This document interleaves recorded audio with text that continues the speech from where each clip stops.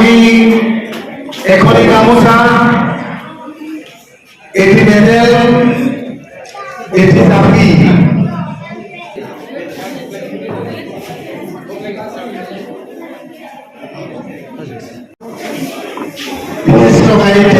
সাংস্কৃতিক কৰ্মী সমাজসেৱক তেখেত গুৱাহাটীৰ অদূৰ ভাৰতী সংস্থাৰ তেখেত সভাপতি। তেওঁ সম্পাদক হৈ থকাৰ সময়তো মোৰ লগত তেওঁৰ চাহ চিনাকি আছিল আৰু সেই সময়ৰ পৰাই আমাৰ লগত এটা মধুৰ সম্পৰ্ক হ'ল। এইগৰাকী তাহিৰুদ্দিন আহমেদ ছাৰৰ জৰিয়তে আমাৰ মঞ্চই এক নতুনৰ দিশ সন্ধান কৰিবলৈ সক্ষম হৈছে। ছাৰক আমি কথাটি গ্ৰহণ কৰিবলৈ অনুৰোধ জনাইছোঁ। এয়া তাহিৰুদ্দিন আহমেদ ছাৰক আমাৰ তৰফৰ পৰা এখন প্ৰদান গামোচা, এটি মেডেল, এখনি চেলেং,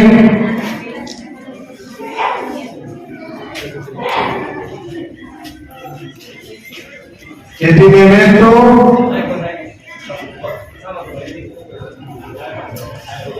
এই মেমেন্টো প্ৰদান কৰাছে পুত্ৰ ভৈৰব কৃষ্ণ ভট্টাচাৰ্য, ঢাকা চন্দ্ৰনাথ গহপুৰ গাঁও গাইপুৰ জনাইছোঁ। আৰু লগতে যি কিতাপৰ টুকুৰা বাইদেউৰ পৰা আগবঢ়াব আমাৰ আহমেদ ছাৰ। এয়া প্ৰয়াত পুত্ৰ ভৈৰৱ কৃষ্ণ চন্দ্ৰনাথ মাতৃগৰাকীয়ে এই বঁটা আগবঢ়াইছে আৰু বঁটাটি আমি তাহিৰুদ্দিন আহমেদ ছাৰলৈ আগবঢ়াবলৈ পাই আমাৰ মঞ্চ আমি ধন্য। এয়া আমাৰ মাজত শিৱসাগৰৰ নিবাসী নীলিমা ফুকন বাইদেউ।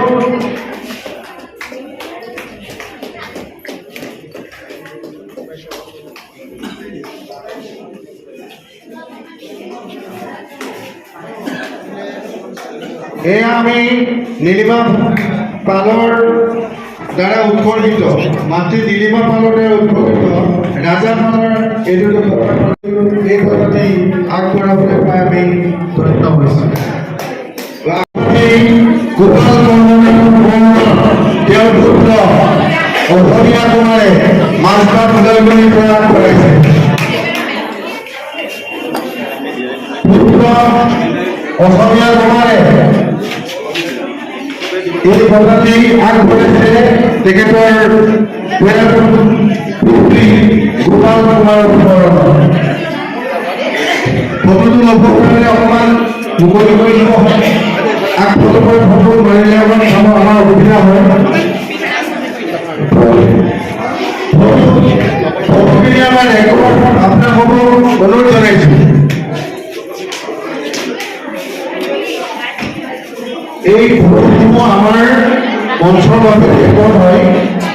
এই ৰেকৰ্ড আমাৰ ভৱিষ্যত অনাগত দিনত লাগিব।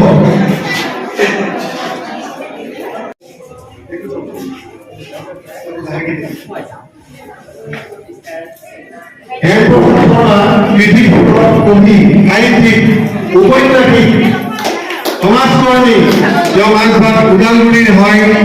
মোৰ নিজৰ অঞ্চলৰ আমি তেওঁক প্ৰদান কৰিবলৈ ধন্য হৈছোঁ। তেখেতৰ এই সাহিত্য আৰু সংস্কৃতিৰ জীৱন আৰু আগুৱাই যাওক তাৰে কামনা কৰিছোঁ।